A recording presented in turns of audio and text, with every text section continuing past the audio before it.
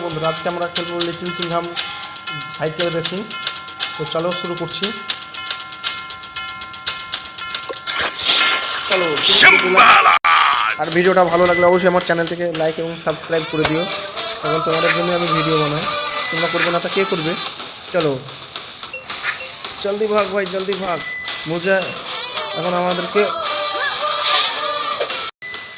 আর আমার ভিডিওটা ভালো লাগলে অবশ্যই লাইক এবং সাবস্ক্রাইব করে দিও, এখন আমি তোমাদের জন্যই ভিডিও বানাই, তোমরা করবে না তা কে করবে।